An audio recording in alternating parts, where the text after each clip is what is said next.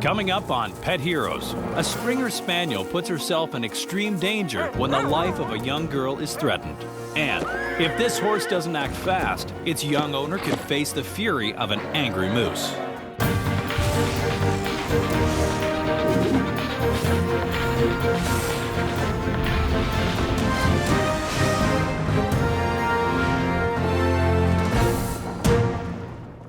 Hi, I'm Jason McCoy, and welcome to Pet Heroes.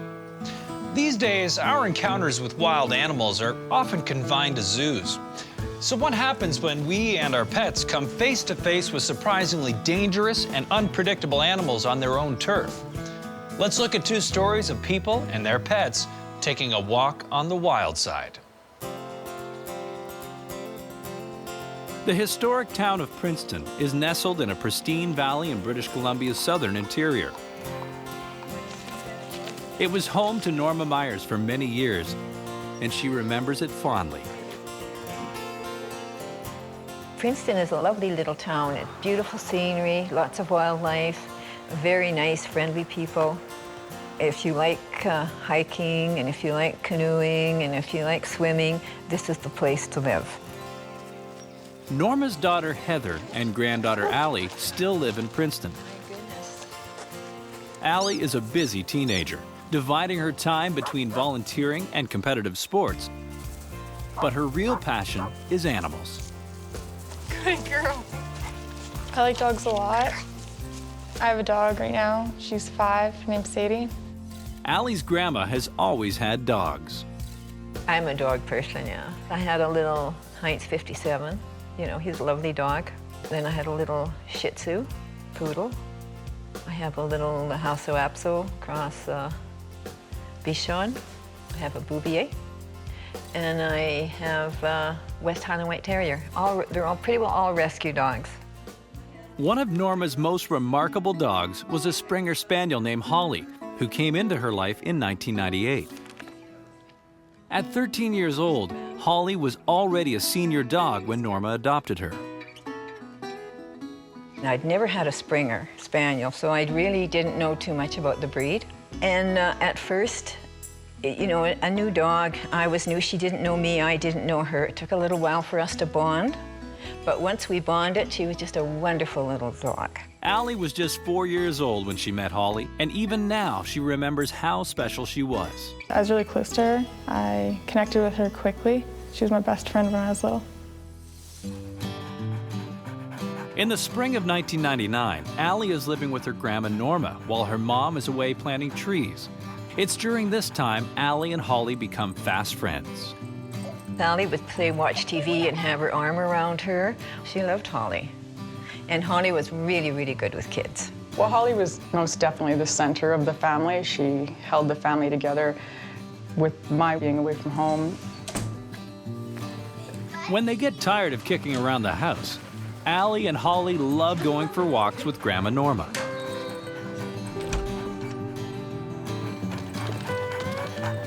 The trails that run along the river and into the woods are Holly's favorite, and just a short drive from Norma's house. But the walk they take today will be one they never forget. It begins like any other, and after making their usual stop to grab root beers, they hit the trails. Sally was just 4 years old. She runs ahead, you know, looking at this and picking up stones and throwing them into the river. And Holly, of course, was running around and flushing out birds or something. And we walked along, and I think it's about a quarter of a mile, maybe half a mile. And then we came across a bend. Just around the bend, Allie encounters a deer, a common sight on the trails surrounding Princeton. Only today, something is very wrong. This isn't a typical timid deer, but a hostile, wild animal. Allie immediately senses the danger and becomes frozen with fear. I remember being like really big and just kind of like coming at me. The way it kind of like looked and the speed it was traveling made it seem more aggressive. Renowned naturalist Brian Keating has worked closely with wild animals for over 30 years. We like to think deer are all Bambis. And they are, for the most part. But they're Bambis that have been honed by an evolutionary lifetime of being pursued by top-notch predators. With any animal, there is going to be that fight or flight period. So if you get within a certain distance, it's going to be flight. It'll take off if it's a prey species like a deer. But if you somehow cross that threshold and you catch the deer having a bad day or defending perhaps a youngster that's hidden in the bush, then it could be a very different outcome. The doe is primed to attack Allie. Allie! And Norma is too far away to save her. I said, Allie, come. And I screamed, and Holly came running out of the bush. Holly rushes toward the deer, taking on an animal 4 times her size to try and save Allie. Coming up, Holly launches a brave attack on the rampaging deer and pays a heavy price.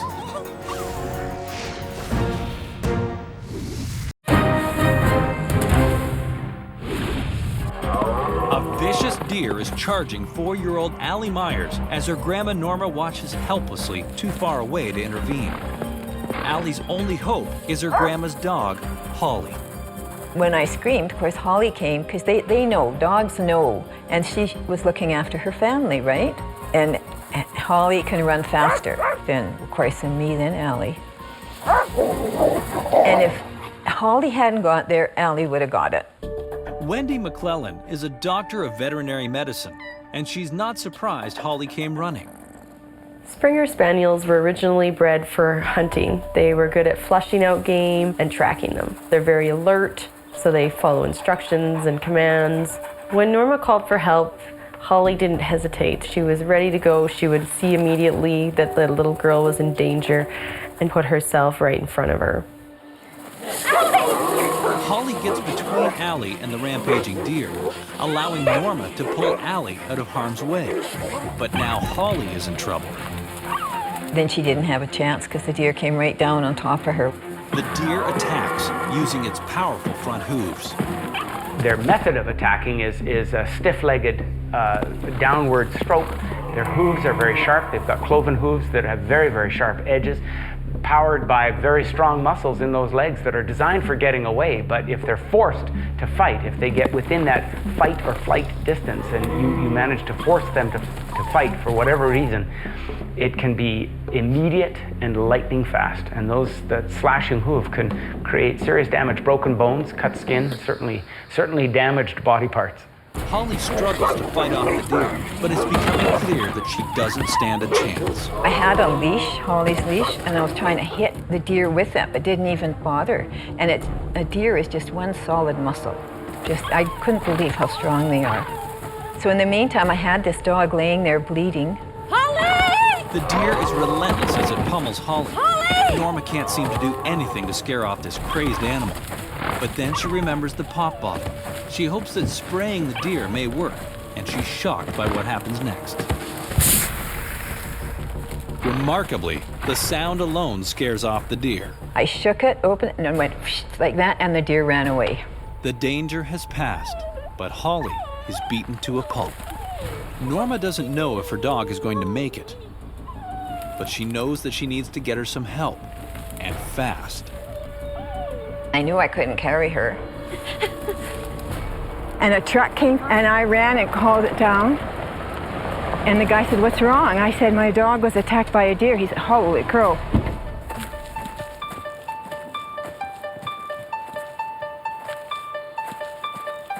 The driver quickly loads Holly into the truck, and they race back to Norma's car. They carefully place Holly in the back. Norma is desperate to get Holly some help. Unfortunately, her vet is an hour and a half away in the city of Penticton. Norma calls ahead to her vet, Dr. Harvey, and alerts him to the situation. I was crying and driving, and I think Allie was, crying too. It was a horrible drive because I didn't know if the dog was going to make it. After what feels like an eternity, they finally arrive in Penticton.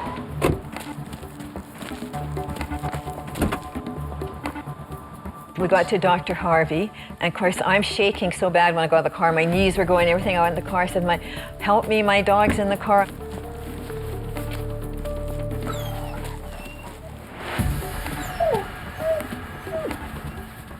Norma and Allie wait to hear from Dr. Harvey about Holly's injuries. Finally, he brings them an update. He came out and he said, we're going to have to do surgery. And this is one of the worst beatings I've ever seen of a dog.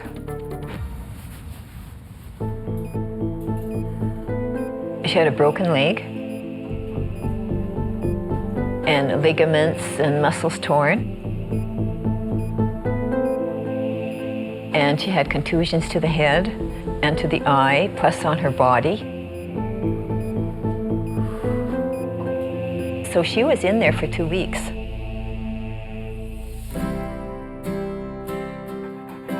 Holly is finally able to come home, almost good as new. One eye was damaged in the attack and needs further treatment. But otherwise, she's made a full recovery.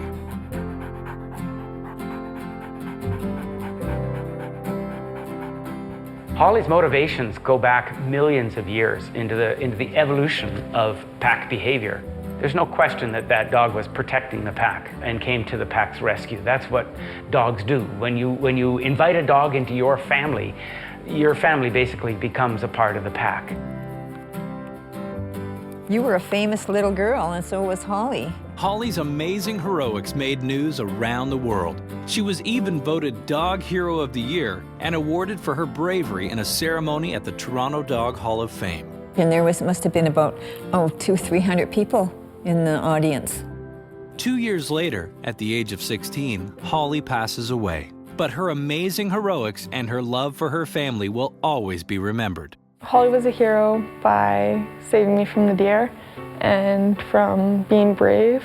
For that deer to come at Allie and Holly to rush forward was pretty amazing. I think it's pretty crazy that Holly was protecting her family, and it was pretty remarkable that I was the one who got trampled.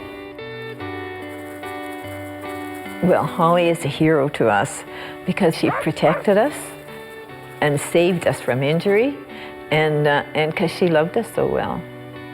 She's our hero.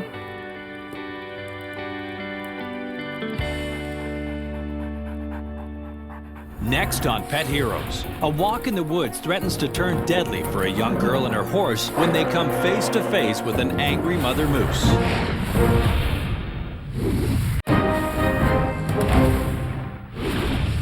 We just saw how a courageous dog named Holly was quick to protect young Allie from a frenzied deer.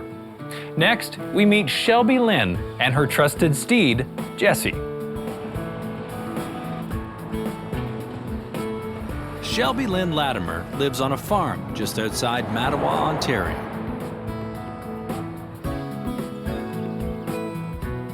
I like living on the farm because I like being out in the country better than in town. It's really small and friendly. Shelby lives with her mother, Tamara, older sister, Trista, and younger brother, Alexander. And if there's one thing Shelby loves, it's horses. You should see her bedroom. There's a million posters all over the place, just horses. Her blankets and pillows and calendars that are ripped up and posted all as posters all over the room. She's crazy. Shelby had been wanting a pony, and so I had kind of put the word out to people that if you have a pony that you want to get rid of. She came home from school one day and said, oh, there's a little girl, her parents have a horse and a pony that they want to give away. So I called them up and they said, yeah, we have to move, we have to get rid of them. They were perfect for the kids, for Trista and Shelby.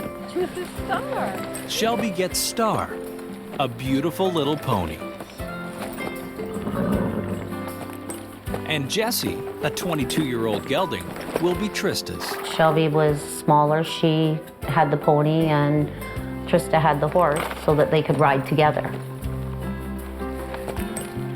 But sadly, after only being with the family a year, Shelby's pony Star passes away.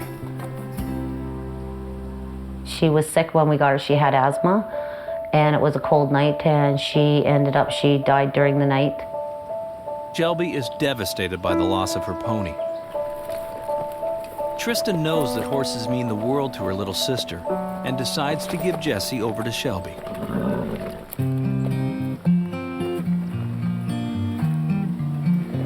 First, we didn't have like that big of a connection because I was just starting to get to know him.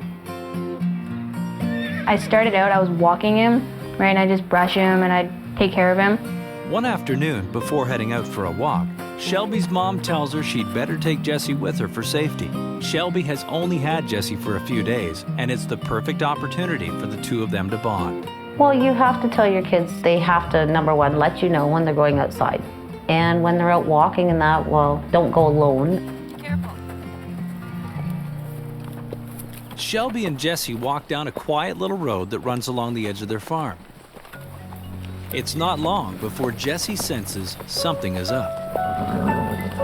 When we were a little bit up there, he started not acting up, but like he'd put his ears up and he'd put his head up, but he'd make like a kind of a snorting noise. Shelby quickly discovers what has rattled her horse. There was like a rustle in the bush, and out came this little moose. It was a baby moose, but it wasn't little. It was a big moose for being a baby. It came out onto the road about where the grass is in the road, and it came out and it kind of stopped and looked at us. And then Jesse, he started swinging his head and pawing, and it kind of ran away into the trees over there. Moose are normally very shy. They're solitary animals. They don't like to be around us, and they'll avoid letting themselves be seen if they can. Jessie successfully scares off the baby moose, but the real danger still awaits. I was about to turn around and walk away when the mom moose came out, and she was huge. Not only is this moose huge, it's furious.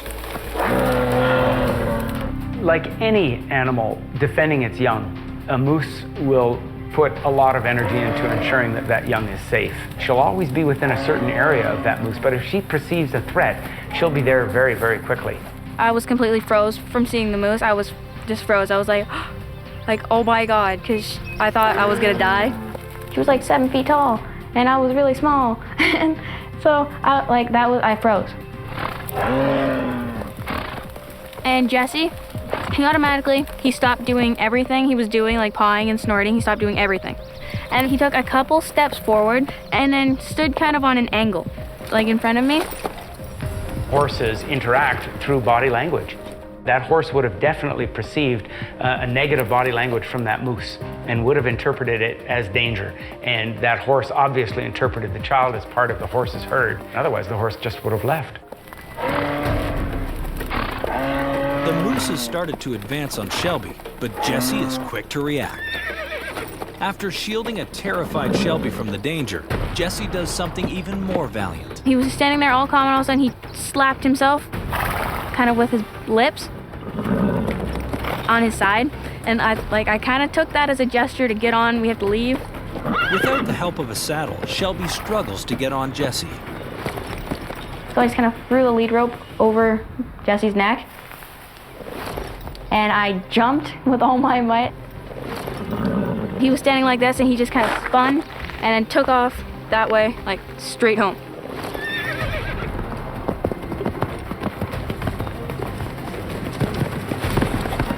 The moose was making moves, at least threatening moves, towards the child and the horse. And so it may have been an instinctual behavior for that horse to encourage that child to beat it from that location. Shelby and Jessie leave the aggressive mother moose in the dust. I looked behind me, and she wasn't running behind us, but she was kind of like taking little fast steps. She was still flailing her head and making the snorting noise. And she kind of stopped somewhere around we were standing, and she didn't follow us far, but Jesse, he just kept running and running and running, and there was no stopping him.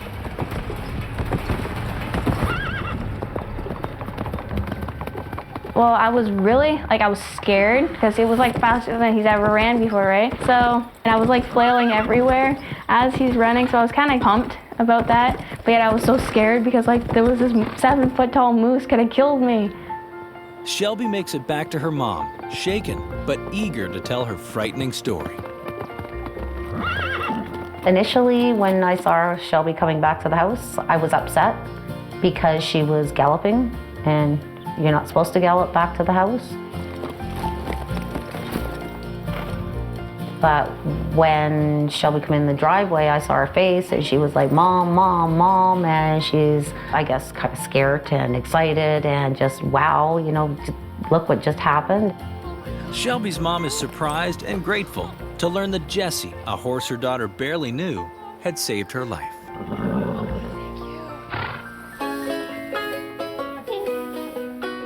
I am beyond happy I had Jessie with me.